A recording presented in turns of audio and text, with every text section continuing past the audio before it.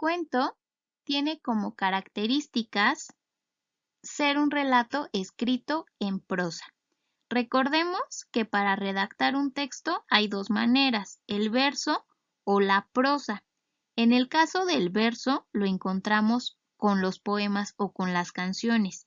Y justo el hecho de que un texto esté escrito en verso es porque necesita llevar una métrica, rima, ritmo, etc. Pero en el caso del cuento no necesitamos eso. El cuento por tal razón se va a escribir en prosa. Van a ser relatos de corrido sin necesidad de que todos los renglones nos den un número de sílabas en específicos o sin la necesidad de que al final del verso rime o tenga un ritmo particular. No, no necesitamos eso. En el caso de la prosa, tanto los cuentos como las novelas, como las revistas, los periódicos, están escritos de esta manera. Cuando ustedes leen alguna noticia en un periódico, se dan cuenta que no tiene rima, no tiene ritmo, justo porque esa no es la intención. Justo la intención no es embellecer ese texto, simplemente es dar a conocer la información. Y en este caso, con el cuento es simplemente dar a conocer o contar ese relato. El cuento es un texto corto, es un relato corto, es breve, por lo tanto se le considera microcosmos. Generalmente los cuentos suelen ser de pocas páginas, de pocas cuartillas. También encontramos un número reducido de personajes, es decir, pocos personajes. En este caso, como mencionábamos que el cuento es un relato corto, el escritor no se va a dar el lujo de incorporar a tantos personajes y no le va a dar tiempo de desarrollarlos o hacer que todos participen en el relato. Por lo tanto, van a ser pocos personajes. Si recordamos este cuento de Caperucita Roja, encontramos que había un número reducido de personajes: Caperucita, la abuelita, el lobo y el leñador. En este caso tenemos 4 personajes. Podremos incorporar también a la mamá, que fue una participación fugaz, fue una participación muy cortita, pero en este caso serían entonces 5 personajes, lo cual es un número muy pequeño. El cuento puede presentar hechos tanto reales como ficticios. Generalmente son o llegan a ser en la mayoría de los casos ficticios, como lo pudimos ver en este ejemplo de Caperucita Roja.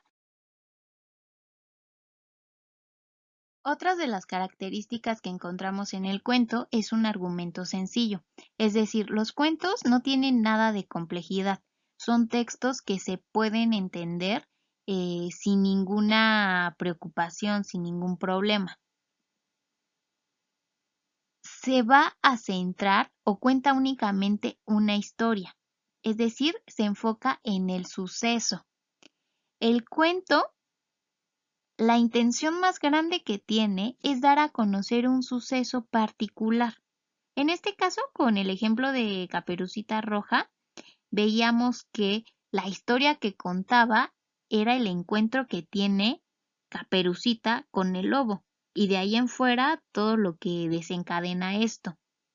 Básicamente se enfoca en eso, no desarrolla como tal por qué el lobo era malo, por qué se quería comer a la abuelita, ni por qué Caperucita siempre llevaba una capa roja, ni nada por el estilo. Únicamente se centra en la historia, en el suceso, no en los personajes, ni en la vida anterior de los personajes, ni nada por el estilo. En el cuento vamos a encontrar el desarrollo, el nudo, el clímax y el desenlace. Veamos este ejemplo. Supongamos que esta curva es el relato del cuento. Al inicio vamos a tener el desarrollo, que es la manera en cómo se conduce toda la historia, cuando se dan a conocer a los personajes, el contexto, etc. El nudo estaría por acá y justo plantea el problema, la problemática que se da en esta historia. Después En el momento más alto, en el momento más interesante, tenemos el clímax. Y posteriormente, al final, vamos a tener el desenlace que marca la resolución del conflicto, es decir, la resolución del nudo y el final de la historia. De esta manera, nosotros vamos a encontrar el relato del cuento por el desarrollo, el nudo, el clímax y el desenlace. Es importante tener estos elementos claros porque la novela, como lo vamos a ver posteriormente, puede tener varios nudos y varios clímax, pero en este caso el cuento no. El cuento únicamente va a tener un nudo y un solo clímax porque justo mencionábamos que es un relato corto, por lo tanto no se va a dar el lujo de incorporar muchos problemas o muchos momentos tensos. Solo va a ser un nudo y un clímax. Y finalmente encontramos que el origen del cuento se remonta al folclore o a lo popular. Con esto nos referimos a que los cuentos en un inicio, en sus orígenes, no eran escritos como ahorita los podemos encontrar, sino más bien estos relatos, estas historias eran transmitidas, eran contadas de manera oral.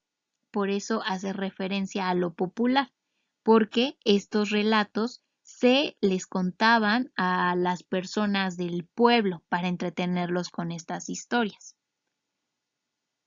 Recordemos que el cuento es una narración breve escrita en prosa que cuenta una historia con pocos personajes. El cuento tiene dos corrientes. La primera es el cuento popular o folclórico, y esto nos remonta a los orígenes del cuento. Básicamente es una narración tradicional de transmisión oral, es decir, el cuento popular o folclórico justo surge con la intención de narrar o de contar estas historias, pero a través de la palabra, a través de la oralidad. Y estas historias se contaban a las distintas personas que estuvieran en el pueblo, ya sea a la familia, a los hijos, a los hermanos, a los nietos, a los vecinos, etc.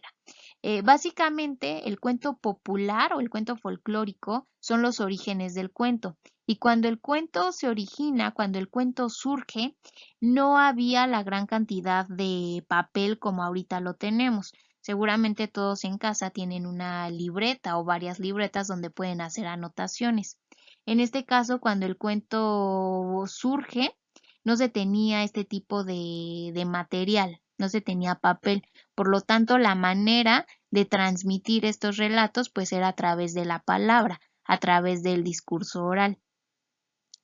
Otra de las corrientes que tenemos es el cuento literario. El cuento literario es la narración transmitida mediante la escritura. En este caso, aquí ya hay papel para poder redactar estos escritos.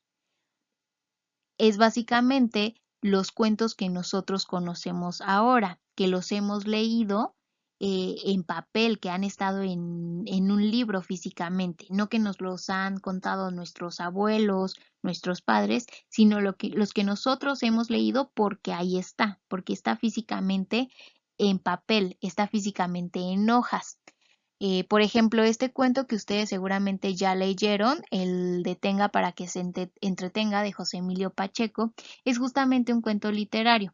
José Emilio Pacheco lo escribe en papel, o sea, ya está plasmado desde sus inicios en papel. No es que José Emilio Pacheco lo estuviera contando de generación en generación y así se pasó, se transmitió por toda la comunidad. No, sino que desde su origen de este cuento ya está escrito en papel. El cuento popular o folclórico lo vamos a encontrar principalmente en dos relatos, la fábula y la leyenda. Comencemos con la fábula. La fábula es una narración corta que incorpora como personajes a animales, pero estos animales no son comunes y corrientes, sino más bien tienen ciertas características humanas. La primordial, la principal, la que siempre encontramos, es que estos animales pueden hablar. Este relato nos va a dar una enseñanza moral, mejor conocida como moraleja.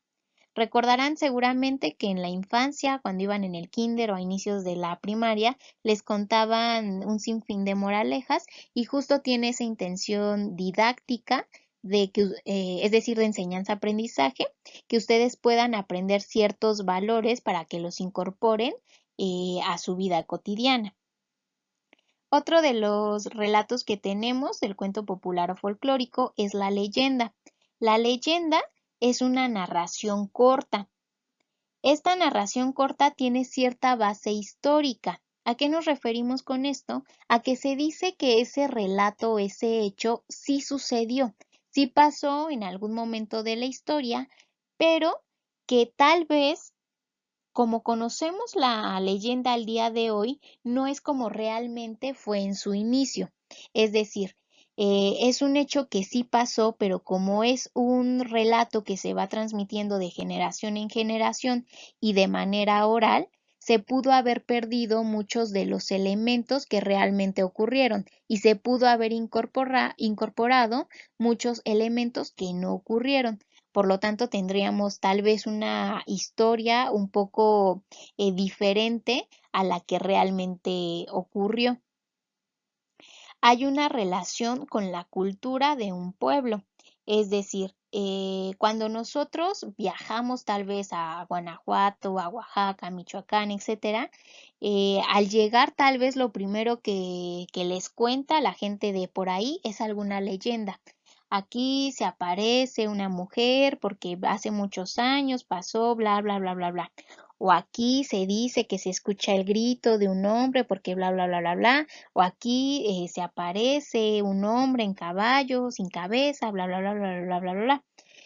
Básicamente son historias que tienen mucho que ver con la cultura de un pueblo, hasta el grado de marcar sus modos, sus costumbres, sus tradiciones, etcétera. La leyenda, como lo mencioné en un punto anterior, es un relato que se va a pasar de generación en generación.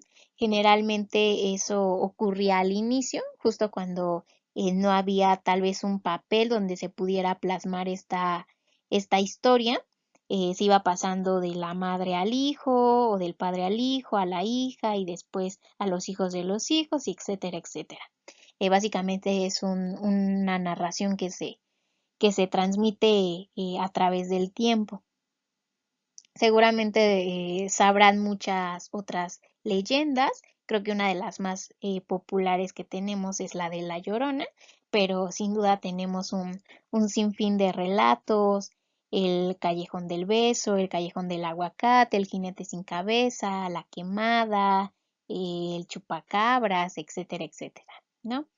Básicamente estos dos tipos de texto, tanto fábula y leyenda, pues forman o conforman el cuento popular o también llamado cuento folclórico.